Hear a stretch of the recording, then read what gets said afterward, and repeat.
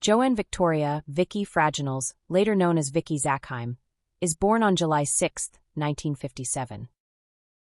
She is born to Vicente and Felicia Fraginals. Vicente immigrates from Havana, Cuba at the age of 15, so likely in 1944. Vicente goes on to serve in the U.S. Army during the Korean War. In 1954, following the end of the war, Vicente marries Felicia in Manhattan, New York. Felicia is herself of Cuban descent, though a U.S. citizen, likely first generation. In November 1954, the couple, still living in New York City, welcomed their first child, a son. Vicki is Vicente and Felicia's second child, born, as we saw, in July 1957. By then, the Fraginals family have relocated to Union City, New Jersey, just across the Hudson River from Manhattan. Union City is a logical choice for the Fraginals family, given its thriving Cuban-American population. The early 1940s sees a substantial influx of Cuban and Cuban-American families into Union City. Newcomers are particularly drawn by jobs in the city's embroidery factories, though Vicente ultimately finds work as a waiter. A more substantial influx of Cuban immigrants occurs in the years immediately following the Fraginals' arrival, as Fidel Castro seizes power in Cuba. Although the Fraginals are simply one of many Cuban-American, working-class families in Union City, Felicia makes the local news in 1958, a little less than a year after Vicki's birth. While Felicia's mother is visiting at her daughter's home, a nude auto laundry worker from Harlem enters and takes up residence on the family's sofa. In 1959, Vicente receives his U.S. citizenship. In December 1961, Felicia gives birth to her and Vicente's last child, another son. In October 1971, Felicia is featured as Cook of the Week in the Jersey Journal. Felicia discusses her family history and how her father taught her traditional Cuban recipes, several of which she shares with the paper. She discusses her son's lack of interest in cooking, despite their love of eating. Vicki, referred to by her birth name Joanne, receives only a passing mention. Quote, "The family also includes a daughter, Joanne." Vicki attends Emerson High School in Union City, graduating in 1975. The class's graduating theme is "The Way We Were." Vicki receives no citations for special achievements, simply one person among the 239 students in the graduating class. In a 2001 New Yorker article, journalist Tad Friend describes senior student Vicki as a young woman with, quote, "blonde hair and a pleasant smile who is noticeably overweight." That Vicki is noticeably overweight is borne out by family pictures, as in this one with her brothers from the 1980s.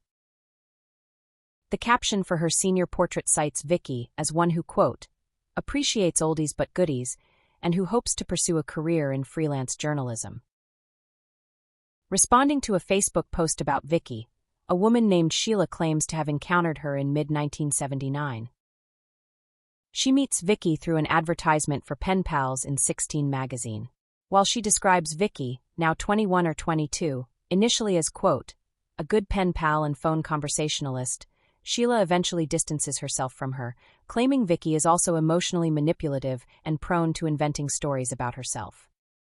Sheila also claims that Vicki continues to interact with her family until the mid-1980s, presumably engaging in the same type of attention-seeking behavior. There follows continued, though more sporadic interactions with Vicki, eventually including an introduction to her son, Tony Godby Johnson.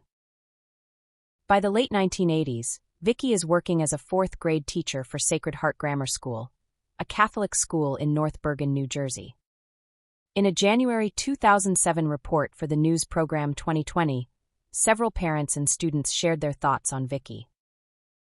A former student, Steve, recalled Vicki as, quote, "one of the nicest teachers he had while in grammar school." One parent described Vicki as, quote, "a very involved teacher who threw herself into activities like school plays." This parent also recalled that Vicki often photographed her students. Interestingly, all known photographs of Tony, including the one on the dust jacket of his memoir, were revealed to be pictures of her former student Steve. While regarded warmly by some parents and even by Steve, who simply wanted an apology for use of his image, another parent regarded Vicki more negatively, describing her as a woman who craved attention and pity, which sounds very similar to Sheila, Vicki's former pen pal. Based on Steve's age at the time of the 2020 broadcast, Vicki was likely his teacher in 1989 or 1990, a period crucial to Tony's narrative. Vicki, now in her early 30s, is unmarried and has no children. She lives in an apartment building in Union City, along with her parents and eventually her younger brother, now divorced, and his 2 daughters. As 1989 draws to a close, Vicki's life, rather, her construction of her life, takes a dramatic turn. Vicki, allegedly operating in some capacity with a crisis hotline, receives a phone call from an 11-year-old boy, who is contemplating ending his life. Vicki convinces the boy, Tony, to meet her at a coffee shop on 54th and Broadway to discuss alternative options. Speaking later to a reporter during the initial promotional campaign for Tony's memoir, Vicki describes Tony as dressed inappropriately for the 29-degree weather. He's wearing a sweatshirt, no coat. His pants are too short. He has no socks. His hair is down to his shoulders. More troublingly, his eyes are bloodshot, and he's feverish, which will soon be attributed to his advanced case of syphilis and eventually his advanced state of HIV infection. Nonetheless, Tony is unfailingly polite, holding the door for Vicki and even attempting to, quote, pay for her coffee. Vicki convinces Tony to let her take him to the hospital for treatment. Thus begins her journey from anonymity to public advocate for Tony, a boy with a remarkable story to tell, which requires only a little coaxing and the right connections. Next time, we'll take a look at Tony's life prior to meeting Vicki, as discussed in his memoir A Rock and a Hard Place. Thank you for watching, and I hope to see you again.